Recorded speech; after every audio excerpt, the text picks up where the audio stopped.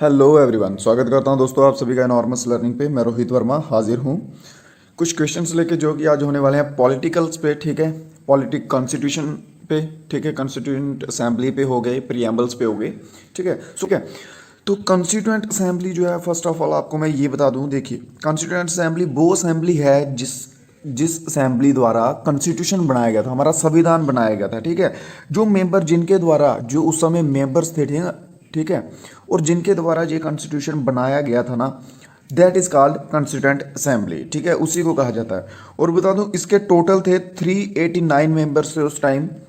ठीक है, और फिर पार्टीशन हुआ, फिर उसके बाद 299 रह गए। ठीक है, कुछ मेंबर्स जो थे वो थे प्रोविंस स्टेट्स के थे, कुछ फ्रीडम वाले थे। ठीक है, सो इस तरह से था सारा जिसका।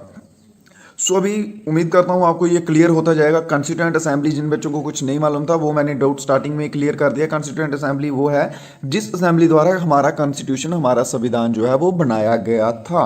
ठीक है, और उसके मेंबर कितने थे? 389, याद रखिएगा। चलिए अब पहले क्वेश्चन की ओर चलते हैं।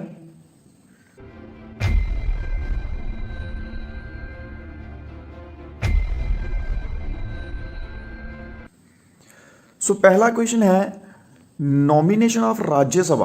ठीक है, nomination of Rajya Sabha member why the president was taken from the constitution of. देखिए, राष्ट्रपति द्वारा राज्यसभा सदस्यों का नामांकन किस संविधान से लिया गया है? देखिए, मैं आपको सभी क्वेश्चन इजी वे में बताऊंगा, अच्छे से समझाऊंगा, डोंट वरी, लास्ट तक आपको सब समझ आएगा। ठीक है, चाहे आपने ये क्वेश्चन फर्स्ट टाइम देखे हो, जब पहले भी देखे हो, डजेंट मैटर, बट आपको अभी समझ आएंगे। देखिए, इसमें बोला क्या गया है कि जो नॉमिनेशन का सिस्टम होता है ना, देखिए जैसे राज्यसभा में होता है कि जो हमारा राष्ट्रपति होता है, ठीक है, प्रेसिडेंट, वो 12 मेंबर जो है वो नॉमिनेट करते हैं। 233 जो है ऐसे इलेक्ट हुए होते हैं और 12 वो नॉमिनेट करते हैं। ठीक है, जो जी सिस्टम है, जी हमने इंडिया वालों ने किस कॉन्स्टिट्यूशन से लिया था, कौन से देश के कॉन्स्टिट्यूशन से लिया था? ठीक है, और ये हमने लिया हुआ है आयरलैंड के। ऑप्शन बी हमारा इसमें बिल्कुल सही जवाब है। अगर आपको कोई डाउट रहता है, कुछ भी रहता है, तो आप कमेंट कर सकते हैं। Other question number second is the concept of sovereign parliament originate in संप्रभु संसद की अवधारणा की उत्पत्ति हुई। ठीक है, देखिए सब फर्स्ट ऑफ ऑल आपको मैं बता दूं सोवरेन क्या होता है। ठीक है, सोवरेन होता है कि एक टाइप का कह लीजिए आप रिपब्लिक, टोटली रिपब्लिक नहीं बट एक टाइप का रिपब्लिक कह लीजिए। ठीक है, जिसमें प्रेसिडेंशियल रूल होता है, जिसमें कोई मोनार्की नहीं होता। मोनार्की दैट स्टैंड फॉर राजा वगैरह का रूल नहीं होता। ठीक है, जैसे किम जोंग वगैरह हैं नॉर्थ कोरिया में। ठीक है, वैसा कुछ नहीं होता। ठीक है, वो होते हैं sovereign countries, totally sovereign countries. जैसे अमेरिका हो गया टोटली सोवरेन, इंडिया भी सोवरेन है, बट इंडिया जो है वो प्रेसिडेंशियल रूल के अंडर है। ओ सॉरी, पार्लियामेंट रूल के अंडर है। ठीक है, सो ये हो गया सोवरेन का मीनिंग। अब इधर इन्होंने पूछा जो हमने सोवरेन का कंसेप्ट लिया है, ये हमने कौन से भाई देश से लिया है अपने कॉन्स्टिट्यूशन में? ठीक है, और ये आया है इंग्लैंड से। हमारा जो कॉन्स्टिट्यूशन है, ठीक है, वो मिक्सअप है। ठीक है, बाकी सभी कॉन्स्टिट्यूशन को नज़र में रखते हुए जो जो चीज़ें सही सही लगी गई हैं, उनमें हमने थोड़े थोड़े अमेंडमेंट करके अपना कॉन्स्टिट्यूशन जो है वो बनाया है। नेक्स्ट क्वेश्चन पे चलते हैं। क्वेश्चन नंबर है third, who is considered the architect of the Indian constitution. भारतीय संविधान का निर्माता किसे माना जाता है? मोस्ट इंपॉर्टेंट क्वेश्चन है ये, अक्सर एग्जाम्स में देखने को मिल जाता है। भारतीय संविधान का निर्माता किसे माना जाता है? और वो माना जाता है बी आर अम्बेडकर को। ऑप्शन नंबर बी के साथ चल रहे सभी दोस्तों का आंसर बिल्कुल सही है। नेक्स्ट क्वेश्चन पे फॉलो इन करते हैं। Question number fourth, 8 schedule of the constitution of India deals with. देखिए 8 शेड्यूल, जो 8वें नंबर का शेड्यूल है, ठीक है, शेड्यूल होते हैं 12 शेड्यूल है, पहले जो थे वो 8 थे, अभी 12 हो गए हैं। ठीक है, जो 8th नंबर का शेड्यूल है वो किसके साथ डील करता है? भारत के संविधान की 8वीं अनुसूची किसके संबंधित है? ठीक है, और ये है लैंग्वेज के। ठीक है, लैंग्वेज के। और हिंदी भाषा जो है वो कौन से आर्टिकल के अंडर आती है? याद रखिए, लैंग्वेज जो वो आती है 343 आर्टिकल। ठीक है, 343 आर्टिकल के अंडर। चलिए नेक्स्ट क्वेश्चन है आपका। अगर आपको कोई डाउट रह जाता है तो आप बेझिझक पूछ सकते हैं, डोंट वरी। क्वेश्चन नंबर 5 है, who is called the father of Indian constitution. Most important question and most easiest question. ठीक है, चलिए जल्दी से आंसर देते जाइए। क्वेश्चन नंबर 5वां, और इसका सही जवाब जो है doctor Bhimrao Ambedkar. Option number B, Baba Saheb. ठीक है, option B is the right answer. Next question है क्वेश्चन नंबर 6 पे फॉलो इन करते हैं। The constitution assembly was set up in, देखिए जो कॉन्स्टिट्यूशन संविधान बनाने वाली जो सभा थी, ठीक है, उसकी स्थापना कब हुई थी, बैठी कब थी, वो देख सकते हैं, आराम से टाइम ले सकते हैं, बिकॉज आप समझ सकते हैं कि जब, हाँ हाँ करिए करिए, अपने दिमाग से करिए। क्वेश्चन नंबर 6, ओके, जो कॉन्स्टिट्यूशन असेंबली है ये स्टार्ट हुई थी, इस्टेब्लिश हुई थी सॉरी 1946 में 26 ऑफ नवंबर को, ठीक है, 26 नवंबर को, आगे की डेट भी याद रख लीजिए, 26 नवंबर और 1946 में ये इस्टेब्लिश हुई थी, ठीक है। चलिए नेक्स्ट क्वेश्चन है क्वेश्चन नंबर 7 है। The total members in the constituent assembly were, संविधान सभा में कुल सदस्य कितने थे, जैसे कि आपको मैं स्टार्टिंग में बता चुका हूं कितने सदस्य थे भाई, टोटल जो थे, ऑप्शंस भी आप देख सकते हैं, ठीक है, मैंने 299 भी एक बोला था, 299 भी बोला था, बट 299 ऑप्शन में नहीं है, ठीक है। टोटल सदस्य जो थे वो थे 389, और जो 299 जो है ये कब हुए थे, ये हुए थे जब पार्टीशन हो गया था, ठीक है, विभाजन हो गया था, उसके बाद 299 हो गए थे, ठीक है। चलिए नेक्स्ट क्वेश्चन पे चलते हैं। क्वेश्चन नंबर 8 है।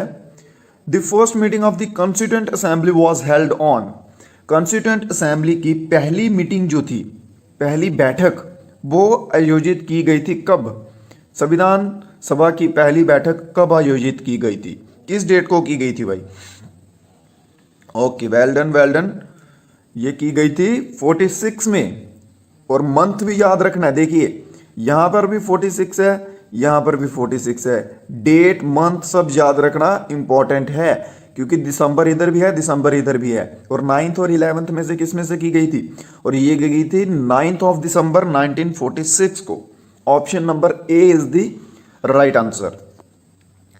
नेक्स्ट क्वेश्चन है क्वेश्चन नंबर 9 है।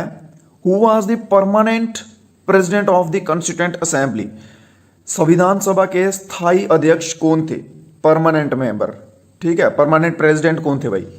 देखिए परमानेंट का कंसेप्ट इसलिए लाया गया है बिकॉज जो ऑप्शन नंबर डी सच्चिदानंद, ठीक है, सिन्हा जो हैं, पहले ये थे पर ये टेम्पोररी थे, ये थे खाली 3 दिन के लिए, ठीक है, ये 3 दिन के लिए बने थे, बट उनके बाद जिनको परमानेंट प्रेसिडेंट रखा गया वो थे option number B, doctor Rajendra Prasad, ठीक है, डॉक्टर राजेंद्र प्रसाद जो है ये परमानेंट प्रेसिडेंट रहे हैं कॉन्स्टिट्यूएंट असेंबली के, और इसका सही जवाब है option number B. Next question पे चलते हैं क्वेश्चन नंबर 10 पे। Who was the chairman of drafting committee, most important question, और बार बार ये क्वेश्चन जो है वो देखने को मिलता है। देखिए अगर आप इसके रिलेटेड, कॉन्स्टिट्यूशन के रिलेटेड पढ़ रहे हैं, संविधान के रिलेटेड पढ़ रहे हैं, तो आपको डॉक्टर अंबेडकर का पता होना ही चाहिए, बाबा साहेब अंबेडकर का पता होना ही चाहिए, बिकॉज इनका सबसे मुख्य रोल है उसमें, ठीक है, और इसका आंसर जो है वो इनके साथ ही जाएगा, option number A, doctor BR Ambedkar is the right answer. Next question है क्वेश्चन नंबर 11 है। The draft constitution was published in, draft constitution जो था, ठीक है, संविधान का मसौदा में प्रकाशित किया गया था, कब प्रकाशित हुआ था, पब्लिश कब हुआ था भाई, वेरी नाइस, और ये हुआ था, सभी आंसर देते जाइए साथ साथ में, बिल्कुल जनवरी 1948, ऑप्शन ए जो है इसका बिल्कुल सही जवाब है, जनवरी 1984 में ये पब्लिश हुआ था। नेक्स्ट क्वेश्चन पे चलते हैं। क्वेश्चन नंबर 12 है। कुछ बच्चों का कहना था कि ये बेसिक क्वेश्चंस हैं, जी हाँ, मैंने कहा था कि आपको बेसिक से हाई की ओर लेके चलेंगे धीरे धीरे टाइम के साथ साथ, ठीक है, so don't worry. Question number 12 है, the constitution was finally adopted on, संविधान को अंत अपनाया गया था, जो हमारा कॉन्स्टिट्यूशन है वो फाइनली कब हमने स्वीकार कर लिया था। बहुत बढ़िया, देखिए बहुत ही इंपॉर्टेंट क्वेश्चन है और ये आप सभी को मालूम होना भी चाहिए। ये है हमने अडॉप्ट किया, और एक आता कि पब्लिश हो गया, लागू हो जाना, वो अलग बनेगा क्वेश्चन, याद रखिएगा। अडॉप्ट हमने कब किया था भाई, अडॉप्ट हमने किया था नवंबर में, ठीक है, नवंबर महीने में किया था 1949 में, और 1950 में आपको पता पब्लिश हो गया था, 1950 में पब्लिश हो गया था, और उसके 1 साल पहले किया था, ठीक है, 26 ऑफ नवंबर 1949 को जो हमने अडॉप्ट किया था, ऑप्शन सी जो इसका बिल्कुल सही जवाब है। नेक्स्ट क्वेश्चन है question number 13। The objective resolution was introduced in the constituent assembly was, objective resolution, ठीक है, ये प्राइम मिनिस्टर द्वारा किया गया था एक बार स्टार्टिंग में, जवाहरलाल नेहरू द्वारा, इसके पीछे की भी कहानी है। चलिए आप फिलहाल इतना ही बताइए कि ये किनके द्वारा है, अरे मैंने बता ही दिया आंसर मैंने तो, चलिए कोई बात नहीं, जवाहरलाल नेहरू, ठीक है, इन्हीं के द्वारा ये इंट्रोड्यूस किया गया था, ऑप्शन नंबर बी जो है इसका बिल्कुल सही जवाब है। चलिए नेक्स्ट क्वेश्चन है, नेक्स्ट क्वेश्चन पे चलते हैं। Who was the constitutional adviser to the constituent assembly? Constitutional adviser, सलाहकार जिसे कहा जाता है, संविधान सभा के संवैधानिक सलाहकार कौन थे? भाई सलाहकार भी तो एक आध होता ही है, जैसे पीएम ले लीजिए, सीएम ले लीजिए, इनके भी सजेशन करने वाले होते हैं, इनको सलाहकार होते हैं। ऐसा नहीं है कि जितना भी कुछ करते हैं सभी अपने दिमाग से करते हैं, ऐसा नहीं है, इनके भी आगे पीए वगैरह होते हैं, हैंडलर्स होते हैं, ठीक है। सो उस टाइम कॉन्स्टिट्यूशन असेंबली के एडवाइजर कौन थे? क्वेश्चन नंबर 14, और इसका सही जवाब जो है वो जाएगा ऑप्शन नंबर ए के साथ, B N Rao. Option number A, B N Rao जो थे ये एडवाइजर थे उस टाइम कॉन्स्टिट्यूएंट असेंबली के। नेक्स्ट क्वेश्चन है, क्वेश्चन नंबर 15 है, the name of the state and union territories are described in. Name of the states and union territory, देखिए जो आर्टिकल्स हैं हमारे कॉन्स्टिट्यूशन के, इनमें ए टू जी सब कुछ जो है हमारे देश का है, ठीक है। अलग अलग पार्ट्स में, अलग अलग शेड्यूल्स में इसे डिवाइड किया गया है, ठीक है। इतना आप जानते हैं सभी। सो क्वेश्चन जो है कि स्टेट्स और यूनियन टेरिटरी, राज्य और केंद्र शासित प्रदेश, ठीक है, इनको किसमें मेंशन किया गया, किसमें बर्नर किया गया है? और याद रखिए ये सबसे पहले शेड्यूल नंबर 1 में है, ऑप्शन नंबर ए, शेड्यूल नंबर 1 भी और आर्टिकल नंबर 1 भी, ठीक है। आर्टिकल नंबर 1 से स्टार्ट होता है ये स्टेट्स और यूनियन टेरिटरी का, याद रखिए इंपॉर्टेंट क्वेश्चन है, ठीक है। नेक्स्ट क्वेश्चन है, आप जो क्वेश्चंस करवा रहा हूं ना, जो आप किसी भी एग्जाम में लेके चले जाइए, मैक्सिमम ये आपको मिल जाएंगे ये क्वेश्चंस देखने को, ठीक है। ओके, नेक्स्ट क्वेश्चन है, इसमें मैं ऑप्शन आपको दिखा दूंगा। क्वेश्चन पढ़िए पहले ध्यान से, क्वेश्चन को समझिए। विच of the following would be called secular state? Secular state, ठीक है। आप सेकुलर का बहुत वर्ड सुना होगा आपने, खासकर इंडिया में, ठीक है, कि धर्मनिरपेक्ष, ठीक है, जहां मतलब कि धर्म के नाम पे भेदभाव नहीं होता हो, ठीक है, वो होता है सेकुलर, ठीक है। सो चलिए अब ऑप्शन दिखाइए आप इनमें से, ठीक है। देखिए फर्स्ट ऑप्शन है the state which does not discriminate between religions, वह राज्य, ठीक है, जो धर्मों के बीच में डिस्क्रिमिनेशन नहीं करता, भेदभाव नहीं करता। ऑप्शन बी है state which accept all the religions, वह राज्य जो सभी धर्मों को अपना लेता हो। और तीसरा है the state which follows a particular religion, वह राज्य जो केवल एक पर्टिकुलर रीजन को ही अपनाता हो, विशेष एक रीजन को। और ऑप्शन डी है the state which is in anti religion, जो धर्म के विरोधी राज्य हो। और इसमें से सेकुलर स्टेट का ऑप्शन सही कौन सा बैठेगा? सेकुलर स्टेट के लिए कौन सा ऑप्शन सही बैठेगा? क्वेश्चन नंबर 16, और इसका सही ऑप्शन बैठेगा option number A, because option number ए में क्या बताया है कि state which does not discriminate between religions, वह राज्य जो धर्मों के बीच में भेदभाव नहीं करता, ठीक है, वह होता है सेकुलर स्टेट। उम्मीद कर रहा हूं आपकी नॉलेज थोड़ी बहुत ही तो बढ़ रही होगी, ठीक है। क्वेश्चन नंबर 17 है, in the preamble the word socialist, secular and the unity are integrated were added why, ठीक है। अमेंडमेंट्स होते रहते हैं, अभी 100 प्लस 10 प्लस अमेंडमेंट हो चुके हैं अभी तक, ठीक है। और मोस्ट इंपॉर्टेंट जो अमेंडमेंट है वो रहता है 44, 42 और 74th अमेंडमेंट, ठीक है। ये इंपॉर्टेंट अमेंडमेंट्स हैं, इनके बेसिस पे ज्यादा क्वेश्चंस बनते हैं और इन्हीं में ज्यादा जो है चेंजेस किए गए, ठीक है। अभी बताना यह है कि धर्मनिरपेक्ष, समाजवादी और एकता और अखंडता शब्द किसके द्वारा जोड़े गए थे, कौन से अमेंडमेंट में जोड़े गए थे? क्वेश्चन नंबर 17, बहुत बढ़िया। और ये बता दूं ये जोड़े गए थे 42nd अमेंडमेंट में, ठीक है, 42nd अमेंडमेंट में, और जो हुई थी 1976 में। इंपॉर्टेंट अमेंडमेंट्स बता दिए मैंने आपको, याद रखिएगा। चलिए नेक्स्ट क्वेश्चन है, question number 18, which of the following is called the soul of the constitution? निम्नलिखित में से किसे संविधान का आत्मा कहा जाता है? संविधान की आत्मा, soul of constitution. Question number 18, very nice, important question है, और इसका आंसर जो है वो जाने वाला है ऑप्शन नंबर सी के साथ, प्रियम्बल के साथ। प्रियम्बल आपको बता दूं प्रियम्बल क्या चीज है, यूं कह लीजिए कि समरी ऑफ द कॉन्स्टिट्यूशन, ठीक है, कॉन्स्टिट्यूशन का सार है ये, ठीक है। जैसे इंग्लिश में पोएम्स होती हैं, स्टोरीज होती हैं, उनकी लास्ट में समरी दी होती है, जो स्टार्टिंग में समरी दी होती है, ठीक है, कि ये इसका सार है, कविता का सार है, बस वही है प्रियम्बल, ठीक है। प्रियम्बल में कॉन्स्टिट्यूशन को जो है शॉर्टली बताया हुआ है, पूरे प्रियम्बल कॉन्स्टिट्यूशन को। चलिए नेक्स्ट क्वेश्चन है, क्वेश्चन नंबर 19 है, which of the following has been described as the heart and the soul of the Indian constitution? निम्नलिखित में से किससे भारतीय संविधान के हृदय और आत्मा के रूप में वर्णित किया गया है? हृदय और आत्मा, सोल एंड हार्ट, पीछे था सोल, और सोल में किया गया था किसको? प्रियम्बल को, ठीक है। और सोल एंड हार्ट में किसको किया गया भाई? नेक्स्ट क्वेश्चन बहुत बढ़िया, क्वेश्चन नंबर 19 है, article 32, most important article, article 32, ठीक है, जो कि है कहां गया भाई? Constitutional remedies, option number C, ठीक है, मोस्ट इंपॉर्टेंट आर्टिकल है ये, ठीक है। इसको constitution of right to constitutional remedies, इसको दर्जा दिया गया है कॉन्स्टिट्यूशन का हार्ट और सोल का, ठीक है। इंपॉर्टेंट है, पढ़ लीजिए, इसमें भी क्वेश्चन जो है वो आ जाता है, पढ़ा भी दूंगा मैं आपको, आर्टिकल्स की भी क्लास ले लूंगा, डोंट वरी, ठीक है। सब कुछ आपको इजी वे में करवाऊंगा, आसानी से करवाऊंगा, जो आपको बिल्कुल समझ आएंगे। क्वेश्चन नंबर 20 है, article 17 of Indian constitution deals with, article 17, आपको एक चीज और बता दूं, अगर आप सेल्फ रिवीजन भी करते हैं, सेल्फ स्टडी करते हैं, ठीक है, तो आर्टिकल नंबर 12 से लेकर आर्टिकल नंबर 32 तक आप कवर कर लीजिएगा जरूर, एग्जाम में जाने से पहले। किसी भी एग्जाम में जाते हैं आर्टिकल 12 से लेकर 32 तक जरूर कवर कर लीजिएगा, बिकॉज यही वो आर्टिकल्स हैं जिनमें से आपको आर्टिकल देखने को मिलेंगे और आपको 2-3 नंबर आराम से ये दिलवा देंगे, ठीक है। चलिए अब बात करते हैं आर्टिकल 17 की, कि ये किस पे बेस्ड है, ठीक है, ये किस पे डील करता है। और आर्टिकल जो 17 है ये डील करता है एबोलिशन ऑफ अनटचेबिलिटी, ठीक है, छुआछूत, जो कि अभी नहीं है, पहले हुआ करती थी, ठीक है, पहले हुआ करती थी एंशिएंट इंडिया में, ठीक है। तब छुआछूत का बहुत था कि हाँ ये नीच जात का, ये ऊंच जात का, तब ये बहुत सिस्टम था, तो उसको मद्देनजर रखते हुए ये आर्टिकल बनाया गया 17 अनटचेबिलिटी का, ठीक है, कि छुआछूत का कोई रोल नहीं होगा, अगर जो कोई ऐसे मानेगा इन विचारधाराओं को जो अप्लाई करेगा तो उस पर कानूनी कार्रवाई की जाएगी, ठीक है। चलिए नेक्स्ट क्वेश्चन है 21 है, द डायरेक्टिव प्रिंसिपल्स और व्हाट? डायरेक्टिव प्रिंसिपल्स क्या होते हैं? ये स्टेट्स के लिए होते हैं। फर्स्ट ऑफ ऑल आपको मैं बता दूं डायरेक्टिव प्रिंसिपल जो है वो क्या होते हैं। देखिए ये स्टेट की डेवलपमेंट के लिए होते हैं, ठीक है। जिन किसी को नहीं पता भाइयों को मैं बता दूं, स्टेट की डेवलपमेंट के लिए होते हैं स्पेसिफिकली। स्टेट आप पूरे कंट्री को समझ के चलिए, यहाँ पे कंट्री को मेंशन करके बोला जा रहा है, ठीक है। उसमें कोई भी अच्छे काम बुरे काम जो भी है उन सभी को सुधारना, ठीक है, किसी लेवल पे लाना, ठीक है, पावर हैंडल करना, डिवाइड करना, ठीक है, वो सभी जो है वो आता है डायरेक्टिव प्रिंसिपल के अंडर, ठीक है। और ये क्या होता है? ये होती है नॉन जस्टिकेबल, ठीक है। ऑप्शन बी जो आपका इसमें बिल्कुल सही जवाब है। नेक्स्ट क्वेश्चन है क्वेश्चन नंबर 22 है मंडल कमीशन रिपोर्ट रेफर टू। देखिए ये एक मंडल कमीशन लाया गया था, ठीक है, मंडल कमीशन रिपोर्ट रेफर टू, ये किसको कहती है? ये कहती है भाई ओबीसी वालों को, ठीक है, ओबीसी अदर बैकवर्ड कास्ट के जो हैं लोग उनको, कि ओबीसी वालों को रिजर्वेशन के लिए था ये, ठीक है। देखिए एससी एसटी वालों को रिजर्वेशन मिलती थी, ठीक है, फिर ओबीसी वाले जो थे वो किसी कैटेगरी में डाले नहीं जाते, तो बोले अदर बैकवर्ड कास्ट है ये, ठीक है, फिर उनकी रिजर्वेशन के लिए ये लाया गया था मंडल कमीशन। बस इतना सा याद रखिए, इसका और कुछ नहीं है, बस ये इसकी रिजर्वेशन के लिए था, ठीक है। सो रिजर्वेशन होना चाहिए कि नहीं होना चाहिए, आपका क्या विचार है कमेंट में जरूर बताइएगा, ठीक है, बिकॉज रिजर्वेशन पे आजकल बहुत प्रॉब्लम हो रही है, ठीक है। सो क्या होना चाहिए नहीं होना चाहिए, किस हद तक सही है किस हद तक गलत है, जो आपका माइंड सेटअप है प्लीज कमेंट में बताइएगा। नेक्स्ट क्वेश्चन पे चलते हैं, question number 23, how many fundamental rights were granted initially. Fundamental rights, ठीक है, हमारे जो मौलिक अधिकार कहा जाता है जिन्हें, ठीक है, जो हमसे कोई नहीं छीन सकता, हमारे मौलिक अधिकार जो होते हैं, right to education, right to speech, ठीक है, राइट टू इन्फॉर्मेशन, जो भी है ये मौलिक अधिकार कितने होते हैं, ठीक है, पूछा गया कि कितने हैं, और ये होते हैं 7, ठीक है। फंडामेंटल राइट्स का ये होता है कि ये हमसे कुछ छीन नहीं सकता भाई, हमें इन पे पूरा अधिकार है, ठीक है, हम जानकारी ले सकते हैं, कुछ भी पढ़ने का अधिकार है हमारे पास, बोलने का अधिकार है, ठीक है, स्वतंत्रता, हम इंडिया में कहीं घूम सकते हैं सब। और इससे पहले एक प्रॉपर्टी, राइट टू प्रॉपर्टी का भी अधिकार हुआ करता था फंडामेंटल राइट्स में, बट उसको इनिशियली निकाल दिया गया था बाद में।